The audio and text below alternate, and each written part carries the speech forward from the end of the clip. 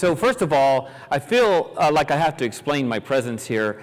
So I'm president of QB Pro, a credit union business intelligence we launched back in February, but I'm here representing a credit union, and the reason why I exist today is one of the things that I found working with one of the many software companies that were posted on that slide yesterday. How many people saw that slide with hundreds of, okay, was in many cases I found myself, I was a little guilty, I found myself introducing new problems into my client's business environment by selling them software and not fully engaging, helping them get across the bridge. As I've been talking to people over the last couple of days, I said, what's happening here is the technology companies are doing a really good job of building a bridge for data analytics across the river, but there still needs to be someone on the credit union side that picks up the project and brings it home.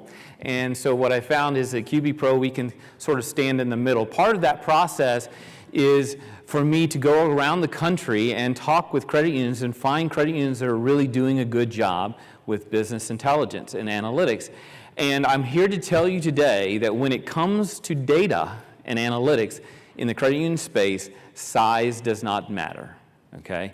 There's a lot of folks talking about, billion-dollar credit unions, $2 billion credit unions. Today, I'm going to introduce you to an $85 million credit union that has impressed me with their use of their data and how they use that data to make business decisions. So away we go. Now, this little credit union, first of all, I should also confess that I'm not from Columbus, Ohio. In fact, I live in Dallas, Texas. I should also confess that I don't have my hair tinted. I'm actually as old as my hair says that I am. And like John Best, we've been doing data before data was cool, okay? John and I were talking about our past here recently, and we found out that both of us were in Germany at some point in our lives. He was using a Commodore 64, and I was using a TRS-80, but we were both crunching out things on the computer. He was on an Army base, I was on an Air Force base, so it's interesting. So Columbus, Ohio, Ohio Healthcare Federal Credit Union, based in Dublin, Ohio. That's also the home base of Wendy's, if anybody's a fan of Wendy's. They have assets of $85 million. Their membership base is 13,000. They have 4 branches. And they serve the entire healthcare industry in the state of Ohio. That's their field of membership. So they have a great potential. Obviously, they're still classified as a fairly small credit union. The project that I'm going to talk to you about today, and here's the interesting thing, it was difficult to choose a single project for this credit union because they have several data projects they're working on. But this one impressed me a lot, was their credit line increase program. The sponsors of the program were the CEO, and that's very important, folks. The CEO, Bill Butler, was a champion for this project. If you ever get a chance to meet him, he's a wonderful guy to talk about data and analytics in your credit union. Fascinating thing about this credit union as well is they have been sharing their ideas with other credit unions of much larger size across the country. So they welcome calls and questions to the credit union. Obviously, the analyst there, her name is Cassidy Cockrum. Oddly, she has the same last name as I do. I can tell you that story later. She is my daughter, so it makes me even a bigger champion for this credit union. But by the way, I was thinking back there today is, they're giving away the awards, and I sure would like to win an award for my daughter, but then I thought to myself after listening to Cornerstone's presentation, the fact of the matter is, if the credit union's on this stage talking about a project they complete, they're already won, right? And so hopefully there'll be more winners next year who can take the stage and talk about their projects. So the credit union was approached by a third party, one of our friendly credit union vendors, with this idea of doing a credit line increase for their credit union.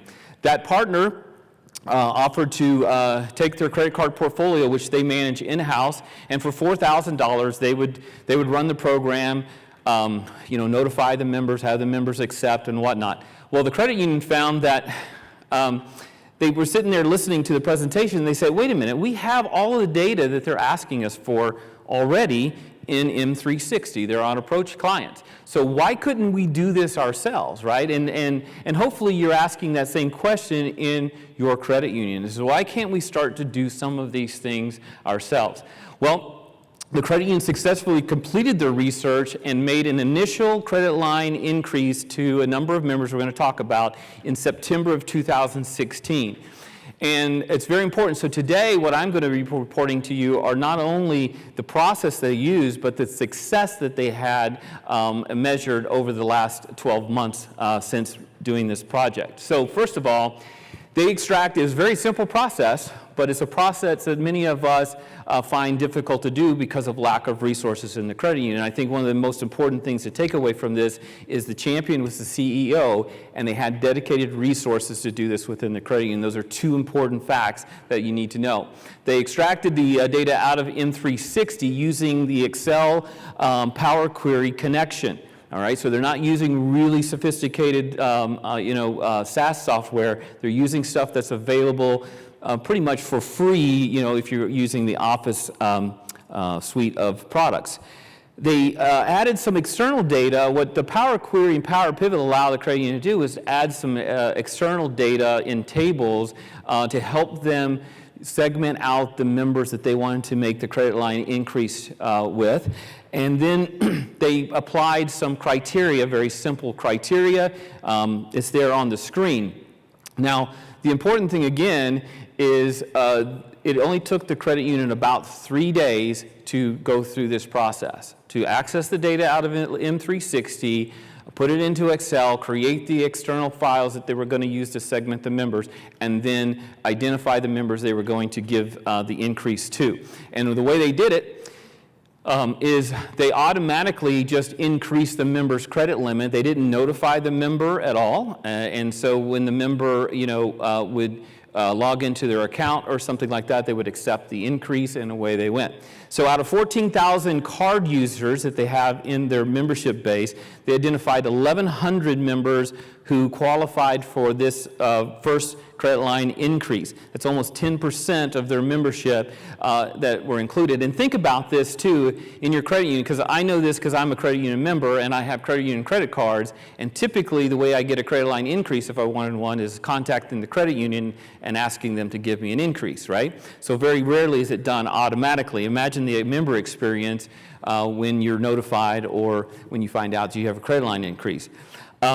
They received an additional $26,000 in annual revenue that was measured between September 2016 and September of 2017. And what they've been able to do with their data from the M360 is they've been able to monitor those 1,100 accounts, and through the 12 months from September to September 16 to September 17, they were able to look at the average balances of those accounts over the 12 months and measure the increases in the balances, and then apply their interest rate to that to establish their increase in earnings. So again, you have an $85 million credit union that instead of spending $4,000 to have a third-party vendor do this for them, were able to save that $4,000 plus increase their revenue by $26,000.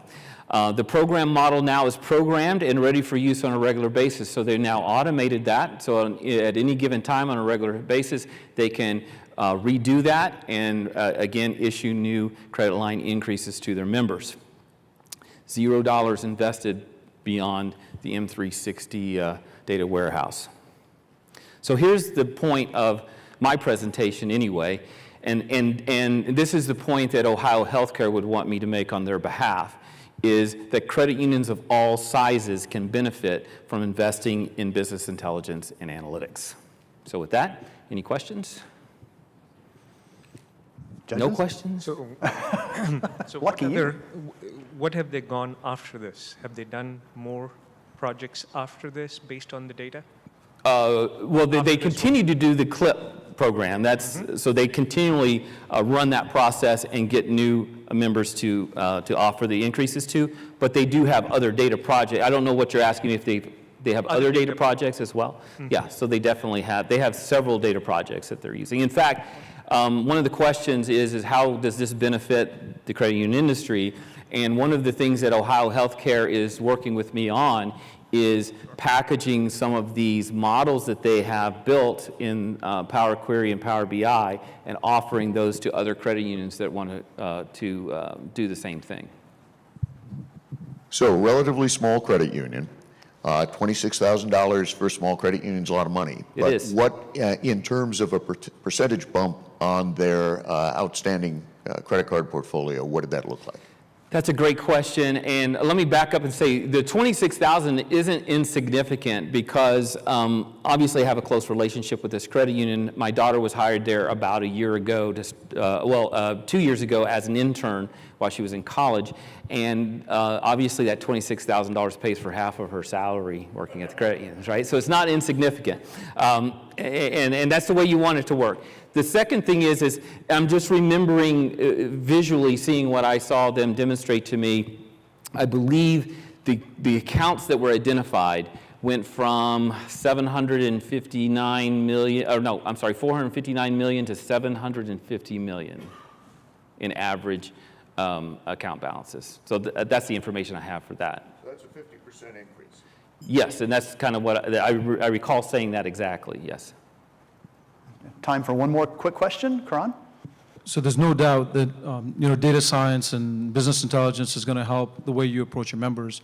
I'm just curious, credit limit increases specifically, a lot of that comes down to less about the line that you give, but more about the way you make the members feel. Exactly. So did they go back and do any kind of surveys to see, obviously the reaction was positive from the 26,000, but what might have been some of the missed opportunity there?